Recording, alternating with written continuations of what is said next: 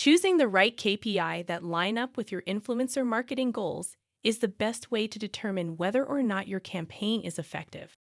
Given that there are so many things you can optimize for when running your campaigns like reach, content, and conversions, how do you know what benchmarks to set? In today's video, we'll cover the best metrics for each of these goals so you'll know exactly how to optimize your influencer marketing strategy. When it comes to campaign reach, you're really optimizing for building as big a funnel as possible.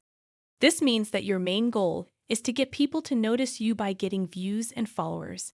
You'll know what your influencer's audience size is in advance, as well as yours, so what kind of follower growth are you witnessing after your influencer posts for you?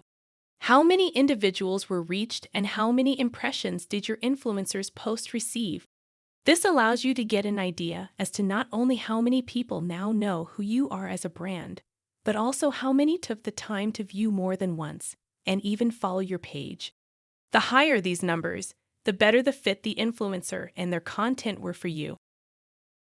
Optimizing around content can mean different things to different brands. At a base level, you're searching for content that represents you as a brand that you can ultimately share on your own page, website, or even your ads. How do you know which post to amplify given this goal? You could look at engagement rates, how many liked and commented your influencer's post relative to their follower base. You could then see how that compared to their organic posts. What's better, you should compare these rates across all your influencers to get an idea as to whose content resonates the most. We always suggest whitelisting your influencers so you can scale those with the best content. If you want to take it to the next level, we'd recommend looking at shares too, since that's the best indicator of virality. When most brands are starting out with influencer marketing, their favorite goals are around conversions, whether that means sales, downloads, subscriptions, or further up the funnel like ads to cart. Obviously, the best metric is figuring out how many of these in conversions you received, allowing you to then come up with a cost per conversion that you can compare across your influencers. But what's the easiest way to do this? You could, for example, use an affiliate tool like we've integrated within Smartfluence to generate unique links and codes for your influencers to use with their audience. You could also use UTM to create unique URLs that you can track in Google Analytics. Another great way to calculate ROI is by looking at earned media value, which we've covered in depth in another video linked here on the screen.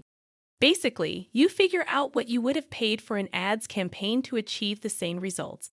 All you need to know is your CPM, or cost per thousand impressions, from your traditional campaigns and layer that onto the impressions gained from your influencer campaign. This allows you to compare methods and determine what the best use of your funds is. There you have it for key goals and what key performance indicators you need to analyze in order to optimize around those goals. If you're interested in learning more influencer marketing tips and tricks, make sure to like, comment, and subscribe.